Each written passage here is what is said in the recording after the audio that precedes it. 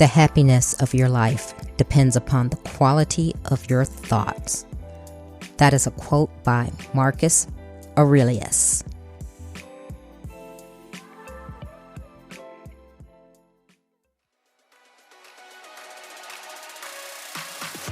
Welcome to Trina Talk.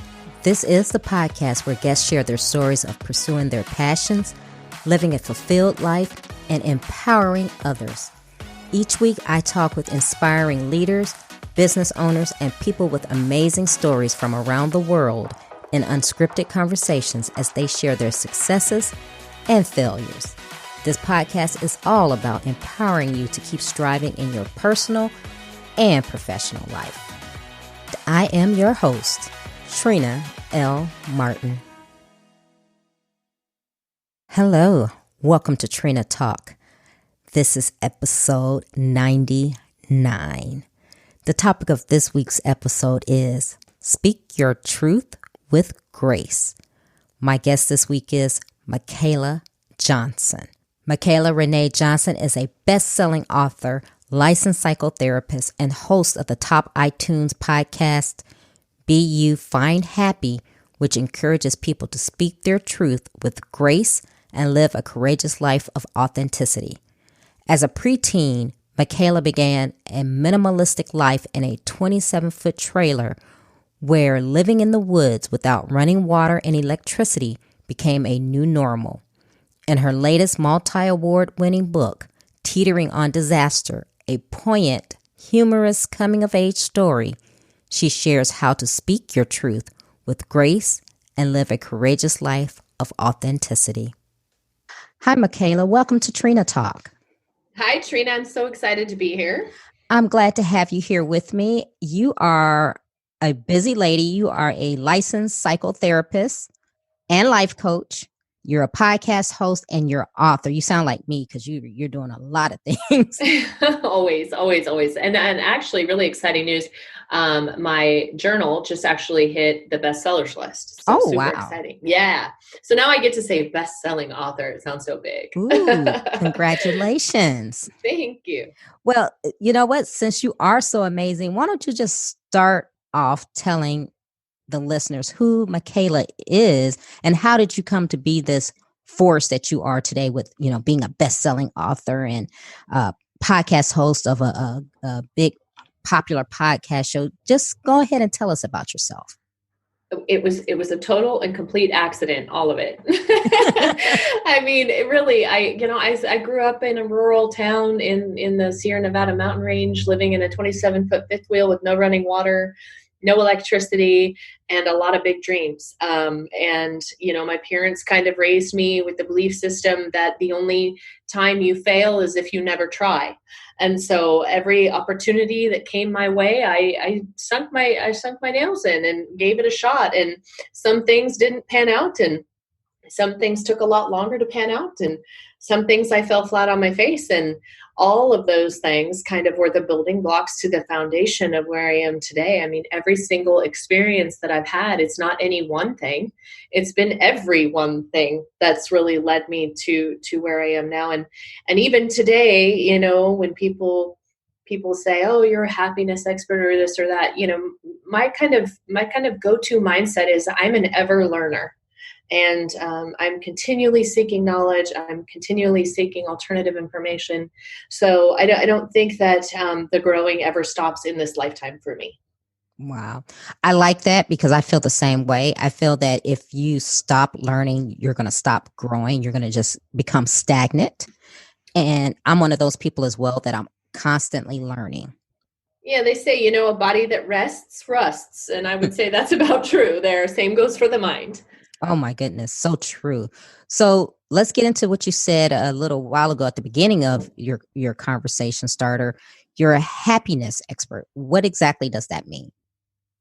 That's a great question. It was a title that was kind of given to me over the course of having a top podcast and putting out a book by the same name and things like that. And really what I think it comes down to is just sharing the idea with people that the truth about happiness is that it's a constant reset.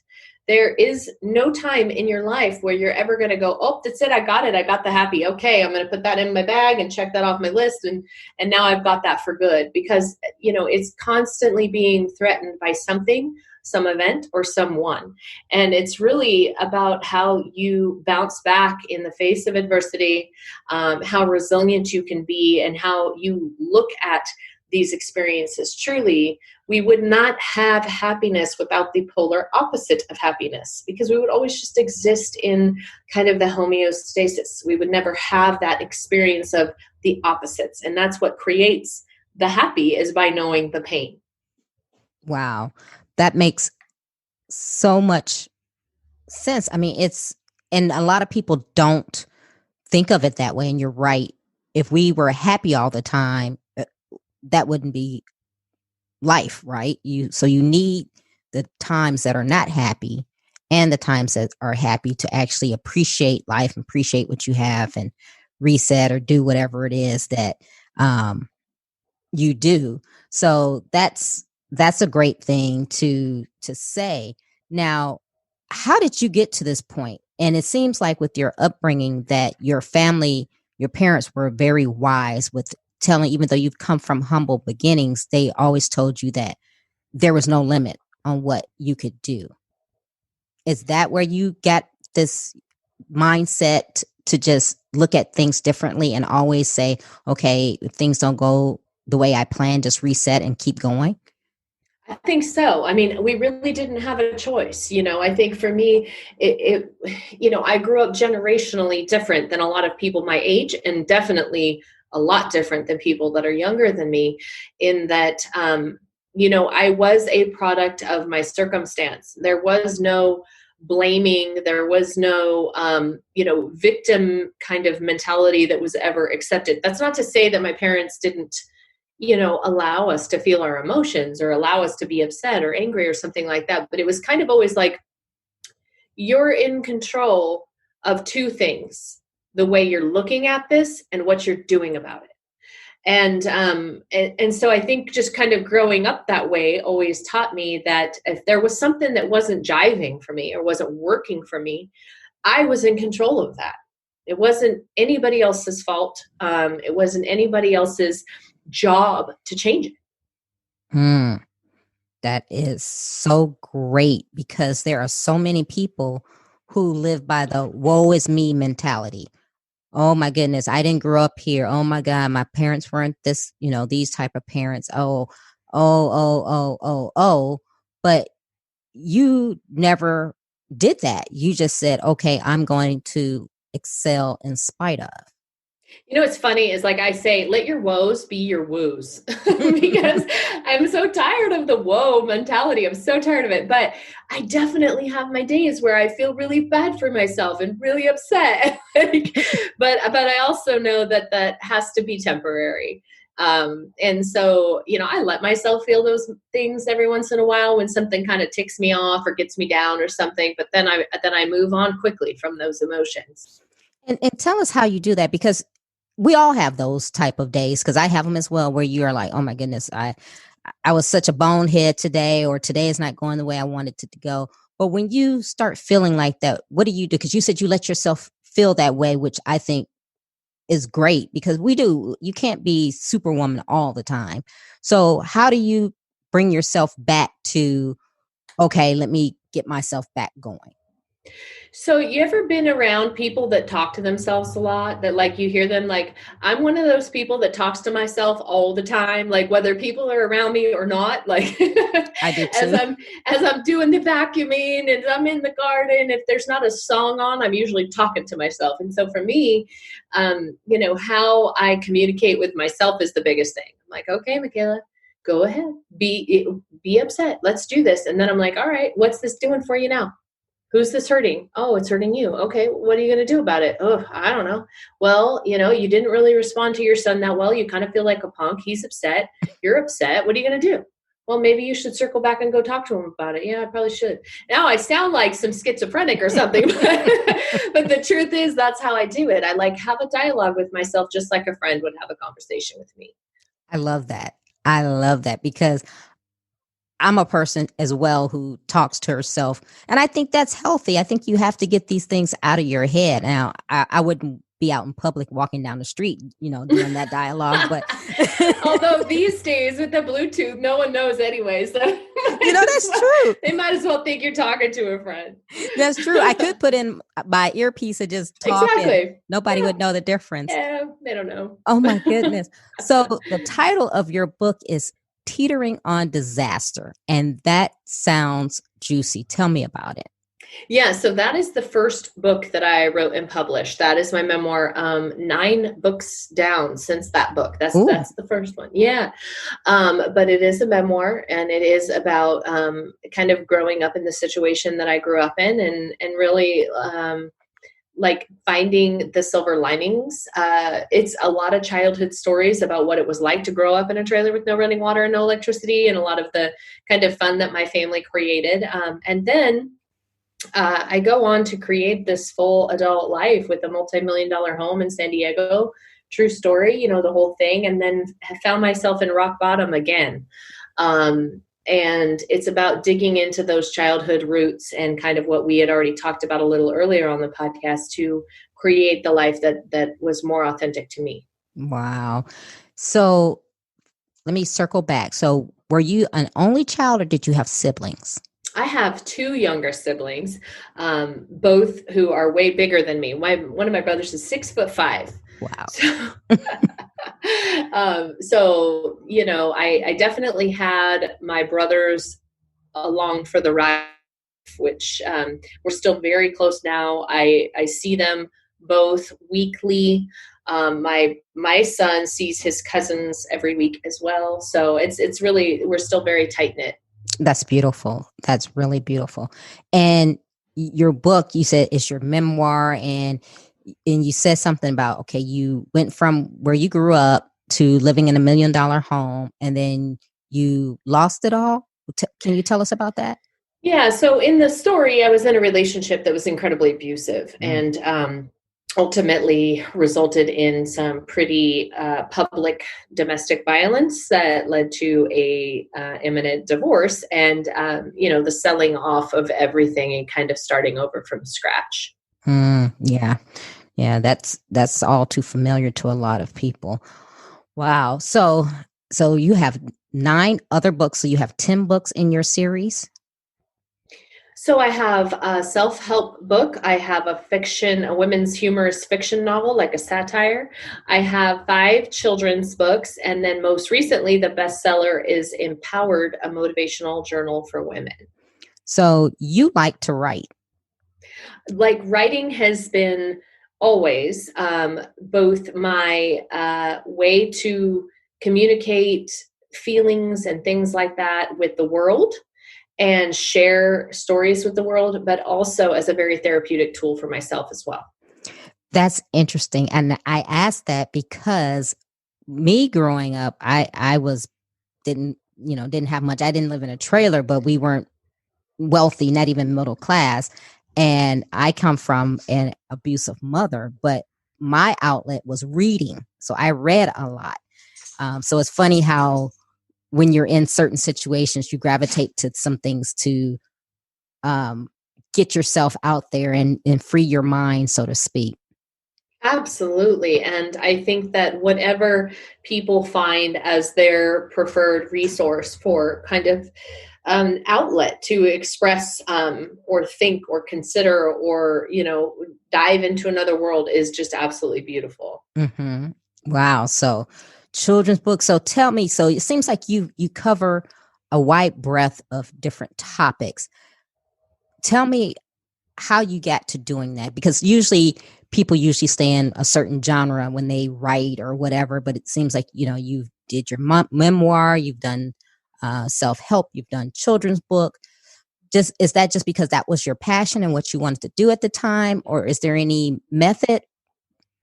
So, so the memoir was really written as a therapeutic tool while I was going through what I was going through, and I actually posted it up as a blog before blog was a word, and it started gaining incredible traction and followership. And somebody said, "Hey, you should turn this into a book." Mm. And so that's how that happened. Now that being said, I had been writing my whole life. I had a degree in journalism at that time, and was also I had worked for news organizations, newspapers, different things like that. So I had some, writing experience, editing experience, marketing experience, different things like that.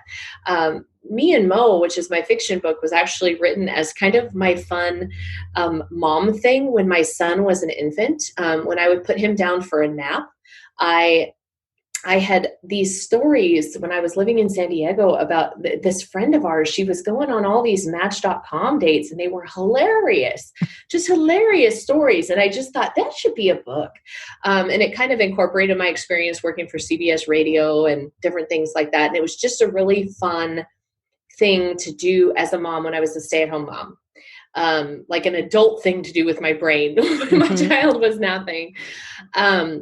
The children's books all stemmed as he was growing up from our nighttime stories. All of them started as a nighttime story where different things would happen in his life, and I would tell him, I would create these stories to encourage him to be brave, or encourage him to be truthful, or encourage, things like that, in the form of these stories at night. And I thought, these would make really great books for kiddos, as, learning, but learning in a fun way. And like you said, you would turn to books as a kid when you were going through things. And I think that can be a really good way to communicate powerful messages. So that's how those came to be. And then the Be You Find Happy book blossomed from the podcast.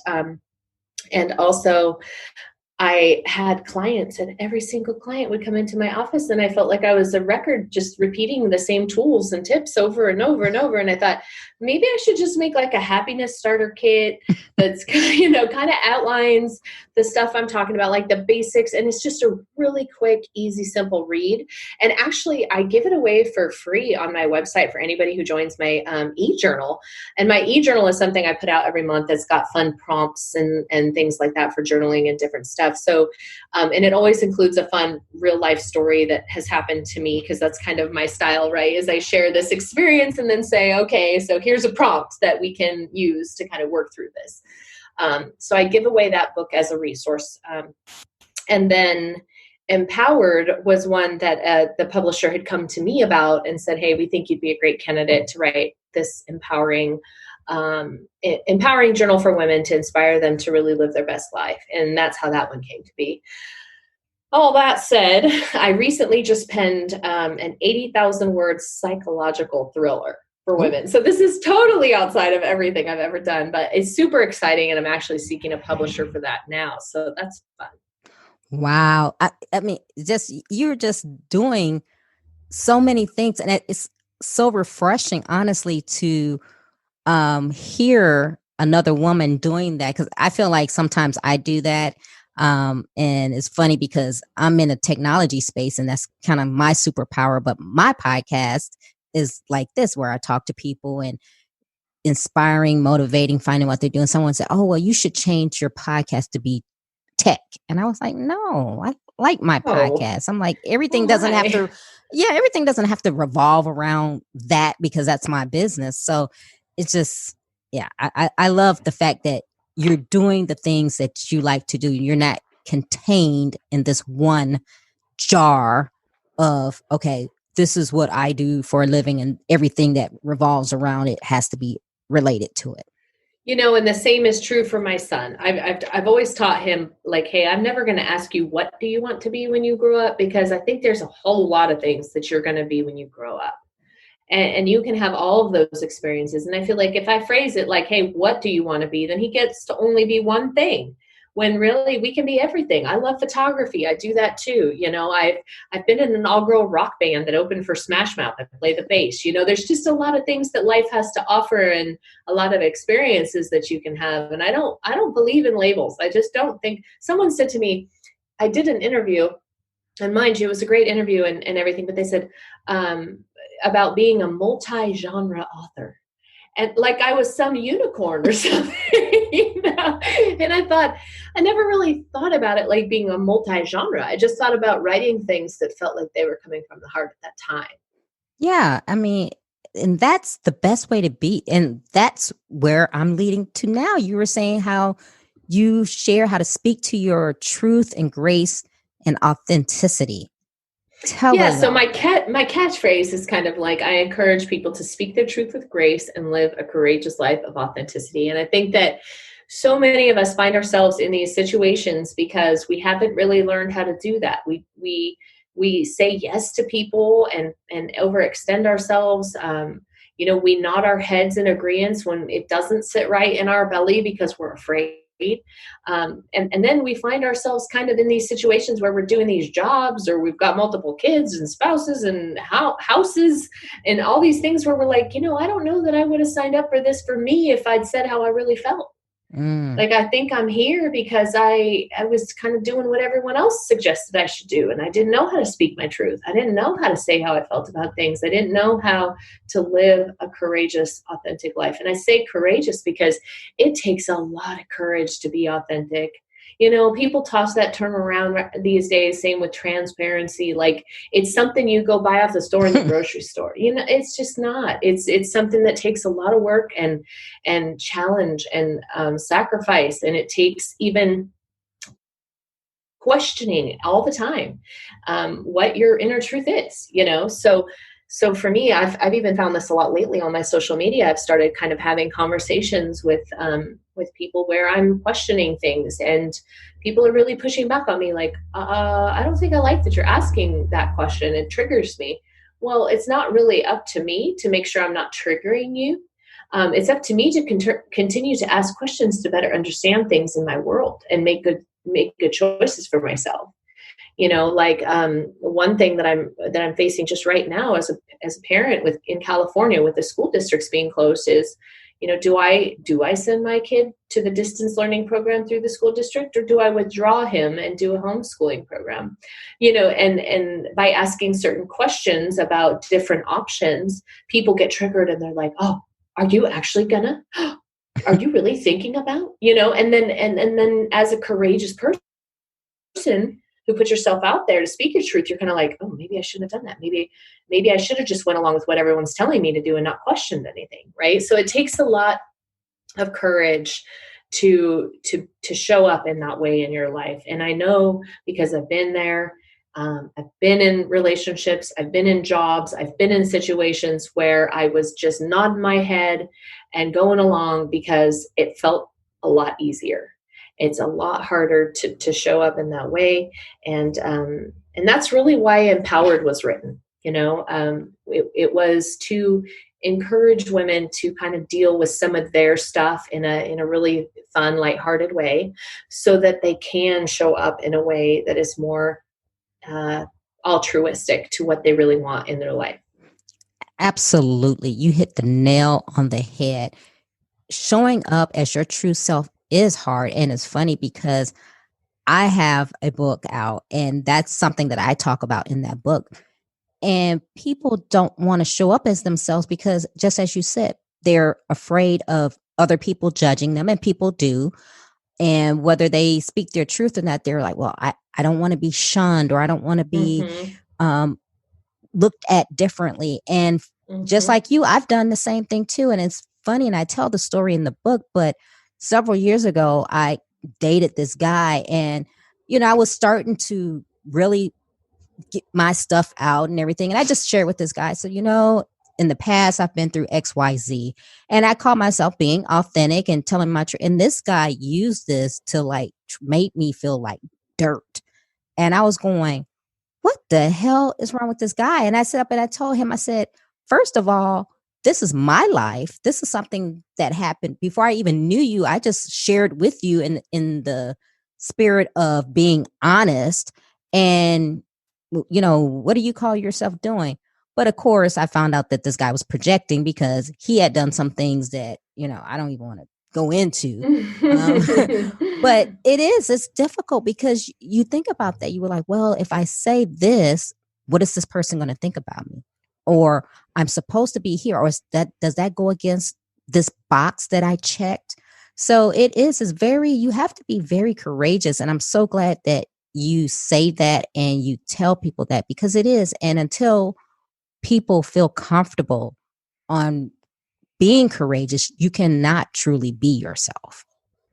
Exactly. That's exactly right. And I feel for people who um, are in that space where they're waking up to realize, like, uh-oh, this isn't really probably what I would have chosen for myself had I been a little more brave. And I feel for them, because it is a process of, it's kind of like this butterfly process where now you're going to have to cocoon and kind of come out as this beautiful butterfly. So, but the message is that it's okay. There's no better time than now to start, really. And even if you do it once and then you're like, nope, that wasn't exactly spot on either, you can do it again. That's the beautiful thing about life. Oh, yes, absolutely. So in the midst of all of this, of, writing your book and just telling people to be happy, how did you end up becoming a psychotherapist? Because you said you have a degree in journalism. How did that come along? After Teetering on Disaster published, I had a lot of women that reached out to me and were like, your story has inspired me. It's changed my life. I feel like, motivated and hopeful and that sort of thing. And I started to realize, like, I was working at a Fortune 500 company at the time. And I started to realize that there was something else for me. And that's when I went back to school to get a master's degree in psychology. And I just really felt this calling, like, that I needed to be working with people in a more in a different way, in a more inspiring way. And so that's how it came to be. That's how I became a psychotherapist. Wow.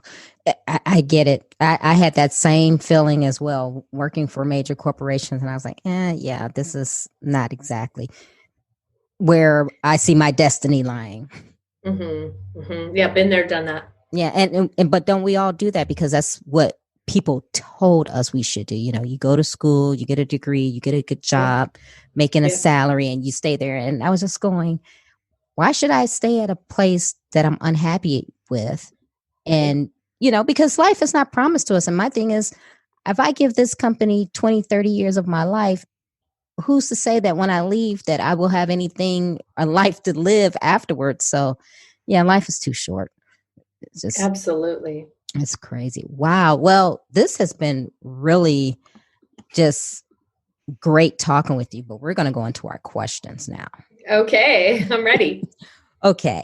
Yeah. Have no fear. They're not bad. Okay.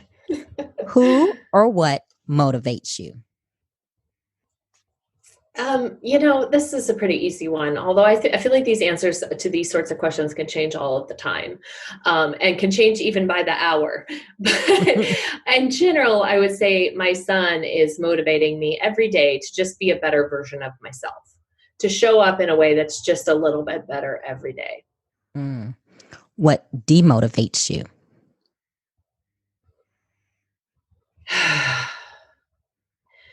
I think what probably demotivates me is when I feel like I'm not having an impact and I start to feel very exhausted and burnout, and spent. So, when I haven't taken time to really ground myself and focus on the why that I'm doing something, I can quickly become demotivated. When was a time that something was said or done to hurt you, but it worked out for your good? Well, ironically, with that whole teetering on disaster thing, my boss had come to me at the time and said, "Hey, I think you'd be a really good candidate to be terminated." What? Yeah. He always said that it was a stop along my resume and not the final listing. And he knew I was working on the book, and he knew I'd probably really never leave the comfort of that job to take a leap of, like, yeah, I'm going to be an author now. And so, at the time, on the heels of a divorce and kind of going through everything I was going through, that felt like one more blow, like losing my job. But I took the 3 month severance, and and at the time it really felt like, oh my gosh, how am I going to make my rent? How am I, I just everything was kind of falling apart, and the garden was just a big mess. But in hindsight, that was me tilling the soil for all that was to come. I love that. Tilling the soil. Oh, I'm going to use that. Wow, you sound like you're a candidate for to be fired. Oh, that's really nice. Oh my goodness. What is your fear? That I would stop learning and become this jaded, person that doesn't have an open mind. Okay. Is there a time when you wish you had done something that you didn't? Yes, but that is the one thing in my life that I will never, ever speak publicly about. Okay. Is there a time that you wish you had not done something? Oh, okay, wait. So something that I wish I'd done that I didn't do? Yes. And then something that I had not done. So no, there's nothing that no, I don't think so. I mean, I really feel like everything in life is what it is, and I mean, yes, if I look back on things, there are definitely things that I think I could have made better choices or a different choice, and that would have had a great impact on my life. But I also think that I'm here now. And that I also think that regret is a space for depression. So I guess I have to say it that way. Okay. What is your definition of success? The only definition of success is trying. And the only definition of failure, if that's your next question, is not trying. It wasn't, but thank you. Okay. Oh, how do you recharge? So many ways. Hiking in nature, playing in my garden, sitting out on my bench and meditating as the sun is going down, dancing and singing and just getting crazy, cooking. So many ways to recharge. Okay. What are you awesome at? People tell me I'm an awesome wordsmither, so I'm going to have to go with that. For 500, Alex. I'll take that. Okay. What legacy do you want to leave? This is a great question, and this is something I often talk with my clients about. I just want, in hindsight, for people to say that I was, a loving, caring, kind human who was always up for a good laugh, loved her family ferociously, and was always up for an adventure. Okay. Give the listener. If I die on the way home now, you're going to have to go put that in the eulogy somewhere or something. I have it on tape, so okay, I have good. it. Give the listeners one motivational takeaway. It's like so simple, but where your mind goes, your energy goes. So insight is called insight because it comes from within, not from without. So where is your mind going? You have control over that space 100. What are you letting into it? That was good. Okay, Michaela, tell the listeners how they can connect with you, social media platforms, how they can purchase your book, podcast, the whole 9 yards. Absolutely. I'd love for everybody to go to findhappy.com, BEYOU, findhappy.com, and sign up for the e-journal, get the free happiness starter kit. And there they can find all sorts of stuff, free resources, links to my books and the podcast and all that good stuff. Okay. Well, I thank you for taking time out of your day. This has been a fun interview. I really enjoyed everything you were saying, and hopefully we'll keep in touch. All right. Thank you so much. If you like Trina Talk Podcast, please don't forget to go out to iTunes and rate it 5 stars and leave a review. Also, who else in your life do you know that needs some motivation and inspiration in their lives? Don't forget to share Trina Talk with them. I hope you have a great week. And remember, if you change your mindset, you can change your life. Keep striving, because success is a journey, not a destination.